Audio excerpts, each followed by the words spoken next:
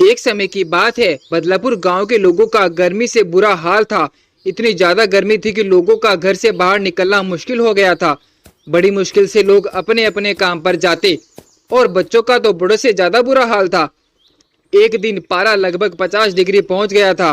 गोलू तो उस दिन स्कूल ही नहीं जाता क्योंकि गर्मी की वजह से उसकी तबीयत खराब हो जाती है। गोलू के गर्मी के मारे पसीने छूट रहे होते हैं।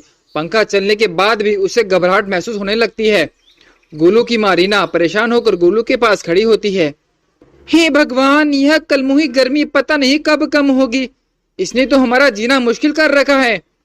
तभी उसे बाहर से एक कबाड़ी वाले की आवाज आती है। कबाड़ी वाले, कबाड़ी वाले। हे भगवान, इतनी गर्मी में भी इस कबाड़ी वाले को चैन नहीं है। चलो कोई बात नहीं, काफी दिन से कुछ कबाड़ भी पड़ा है, उसे दे देती हूँ।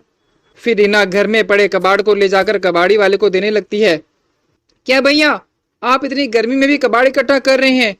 थोड़े दिन घर में रहो, नहीं तो आपको लू लग जाएगी।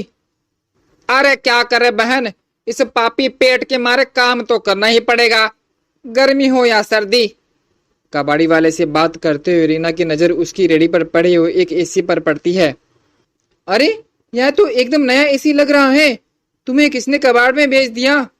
अरे बस ऐसा ही है बहन जी, कभी कभी हमें बढ़िया सामान भी मिल जाता है। अगर आपको यह खरीदना है तो बताइए, मैं आपको यह सिर्फ 1000 रुपए में दे दूंगा। तब रीना मन ही मन सोचती है, अरे वैसे भी कितनी गर्मी है और बेचारा गोलू गर्मी के मारे परेशान है, और उसके पापा भी अगर शाम को आकर एसी देखेंगे तो वह भी एसी की ठंडी हवा खाकर खुश हो जाएंगे। 1000 रुपए नहीं, 500 में देना है तो बताओ। फिर जैसे तैसे मोलभाव करके रीना उस एसी को कबाड़ी वाले से खरीद लेती है। फिर वह फटाफट बिजली वाले को बुलाकर एसी को टंगवा देती है। एसी के चलते ही उसमें से कुछ अजीब सी आवाज आती है। अरे यह अजीब सी आवाज कैसी आ रही है इसमें से? अरे माँ, यह एसी पुराना है ना, तो हो सकता है शायद इसमें कोई खराबी हो। हाँ तुम ठीक बोल रहे हो, आवाज से हमें क्या लेना देना, हमें तो बस इसकी ठंडी ठंडी हवा मिलती रहे, यह काफी है। उस एसी से इतनी ठंडी हवा आती है कि पूरा घर ठंडा हो जाता है और गोलू भी ठंडी ठंडी हवा में आराम से सो जाता है। रात को जब गणेश आता है तो रीना उसे एसी दिखाती है। गणेश भी खुश हो जाता है और खाना खाने के बाद सब आराम से सो जाते हैं। कुछ देर में कमरा बहुत ठंडा हो जाता है, इसलिए रीना एसी बंद कर देती है। फिर जब रात को सब गहरी नींद में सो रहे होते हैं तो एसी अपने आप ऑन हो जाता है और उसमें से अजीब सी किसी के रोने की आवाज आती है। यह आवाज सुनकर गोलू की नींद खुल जाती है। वह देखता है कि एसी ऑन पड़ा है। अरे यह एसी तो माँ ने बंद किया था, तो फिर यह अपने आप कैसे चालू हो गया? और इसमें से यह कैसी आवाज आ रही है? चलो कोई नहीं, मैं इसे अभी बंद कर देता हूँ। जैसे ही गोलू एसी के थोड़ा पास जाता है तो उसे उसमें से एक चेहरा दिखाई देता है। तो यह सब देखकर बहुत घबरा जाता है और वह अपनी माँ को आवाज देने ही लगता है कि तभी एसी में से एक भूत बाहर आता है और वह धक्का देकर गोलू को एसी के अंदर डाल देता है। हा हा हा हा हा, मैं आजाद हो गया। आखिरकार इतने सालों बाद मुझे आजादी मिल ही गई। अब मैं इस लड़के की जगह लेकर इसकी जिंदगी जीऊंगा और आराम से आजादी से रहूंगा। हा हा हा हा हा।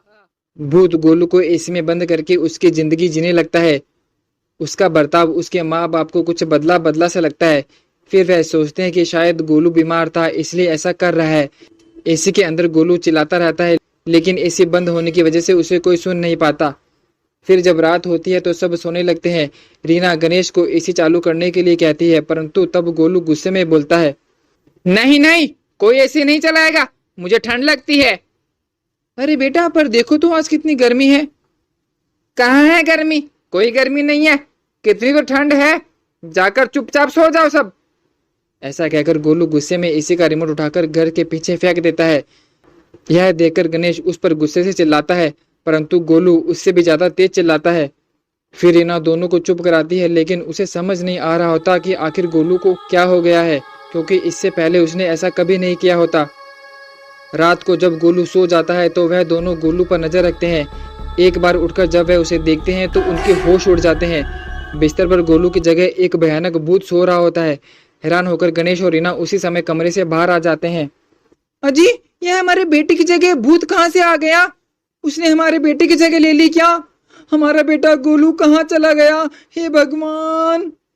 रीना, मुझे भी कुछ समझ नहीं आ रहा, और कल से यह अजीब बर्ताव भी कर रहा है, और अब यह सब देखकर तो मुझे गोलू की बहुत फिक्र हो रही है। रीना, हमारा गोलू कहाँ गया? अजी, हमें कुछ भी करके गोलू का पता लगाना ही होगा। हाँ, और गोलू कहाँ है यह भी इसी भूत को पता होगा, क्योंकि इसी ने उसे गायब कर उसकी जगह ले ली है। माँ, बाबूजी, मैं यहाँ हूँ एसी के अंदर, मुझे बाहर निकालो। गोलू एसी के अंदर से चिल्लाता रहता है, परंतु एसी बंद होने के कारण उसे कोई सुन नहीं पाता।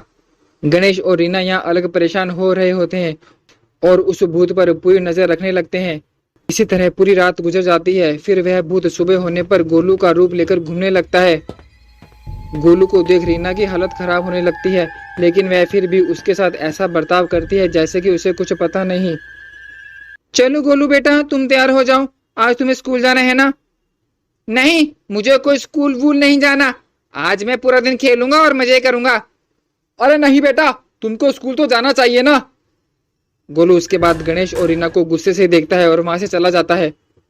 गणेश और रीना यह सब देखकर हैरान हो जाते हैं। तभी उतने में बाहर से वही कबाड़ी वाला आता है जिससे रीना ने वह एसी खरीदा था, और आवाज लगाने लगता है, कबाड़ी वाले।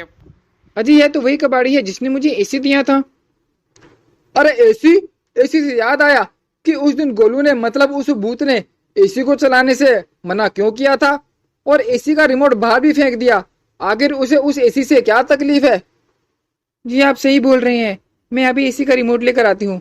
फिर रीना जल्दी से एसी का रिमोट लेकर आती है और एसी ऑन करती है तो उसे एसी में से गोलू के घराने की आवाज आती है। माँ, मैं अंदर हूँ, मुझे बचा लो, जल्दी से इस एसी को बंद करो वरना मैं ठंड के मारे मर जाऊंगा। हे भगवान, मेरा बच्चा एसी के अंदर कैद है। फिर जल्दी से रीना उस एसी को बंद कर देती है। ओहो, अब हम क्या करें? इस भूत ने तो हमारे बच्चों को एसी में बंद करके उसकी जगह ले ली है। अब हम गोलू को कैसे आजाद करेंगे? अजी, अब यह तो हमें उस कबाड़ी वाले से पता लग सकता है। फिर दोनों जाकर कबाड़ी वाले से पता करते हैं कि वह एसी उसे कहाँ से मिला। कबाड़ी वाला उन्हें बताता है कि पिछली गली में एक अकेला आदमी रहता है जिसने यह एसी उसे बेचा था। फिर वह दोनों फौरन उस आदमी के पास जाते हैं और उसे एसी की सारी कहानी बताते हैं। हे भगवान, उस भूतिया एसी ने तुम्हारे साथ भी ऐसा किया? असल में वह मेरे एक किराएदार का एसी था। एक दिन खूब दारू पीने के बाद वह घर पे आया और एसी चलाकर कमरे में सो गया। सब खिड़की दरवाजे बंद और कमरा इतना ज्यादा ठंडा हो गया कि दम घुटने से उसकी मौत हो गई। भाई साहब, अब हमारा गोलू उस एसी में कैद है, हम उसे कैसे बचाएं? अब तुम जल्दी से बरगद वाले बाबा के पास चले जाओ, अब वही कुछ कर सकते हैं भाई। गणेश और रीना तुरंत ऐसा ही करते हैं और वहां जाकर बाबा को सारी कहानी बताते हैं। अच्छा, तो यह माजरा है, यह लो भभूत, और जैसे ही वह भूत घर में आए तो एसी ऑन कर देना।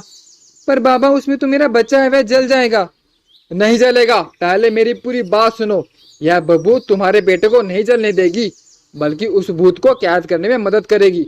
बस जैसे ही वह भूत घर में आए, तुम इस भभूत को अपने पास रखना और एसी को ऑन करके दूर खड़े रहना। फिर वह भूत गुस्से में जब एसी के पास उसे फेंकने, तोड़ने या नष्ट करने जाएगा तो तुम यह भभूत उसके मुंह पर उड़ा देना। बस फिर रीना और गणेश ऐसा ही करते हैं और एसी को ऑन देखकर गोलू गुस्से में भूत का रूप ले लेता है।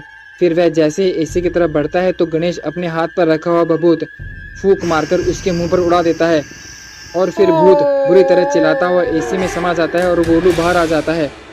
उसके बाद वह एसी को ले जाकर दूर नदी में फेंक देते हैं। तो दोस्तों, कहानी से हमें यह सीख मिलती है कि धैर्य और समझदारी से बड़ी मुसीबत में बचा जा सकता है। दोस्तों, और अच्छी कहानियां देखने के लिए हमारे चैनल मंटून टीवी को तुरंत सब्सक्राइब करें। धन्यवाद।